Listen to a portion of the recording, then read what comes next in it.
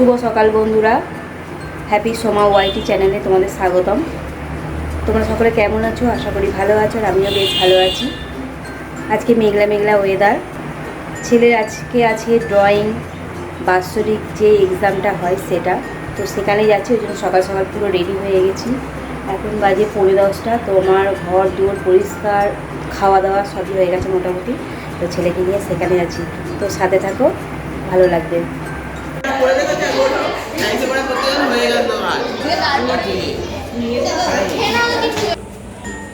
Hello বন্ধুরা, ছেলের drawing পরীক্ষা ছিল, চলে এসেছি বাড়িতে। এসে একেবারে বাপের বাড়ি চলে এসেছি, যেহেতু আজকে রবিবার, তো বাপের বাড়িতে খাওয়া দাওয়া করি, তো এখানে চলে এসেছি। তো দাঁড়াও, চেঞ্জ করে তারপরে আসছি। চেঞ্জ করে চলে এলাম, এবার খাওয়া দাওয়া করব, খেয়ে নিয়ে একটু, তারপরে দেখা হচ্ছে আবার। বাপের বাড়ির লোকনাথ ঠাকুর আর ঠাকুর ঘরটা তোমাদের দেখিয়ে দিলাম। মা খুব সুন্দর করে পুজো দিয়ে ফুল দিয়ে সাজিয়েছে, খুব সুন্দর লাগছে। তাই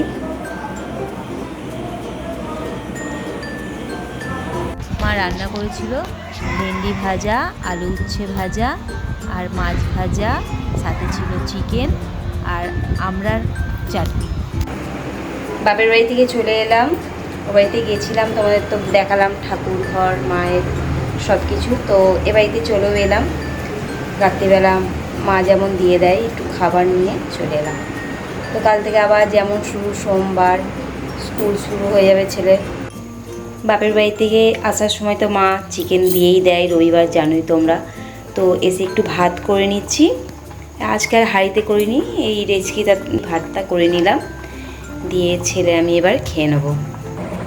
মা দিয়ে দিয়েছে একটু মিষ্টি, একটু খাবো, খেয়ে শুয়ে পড়বো।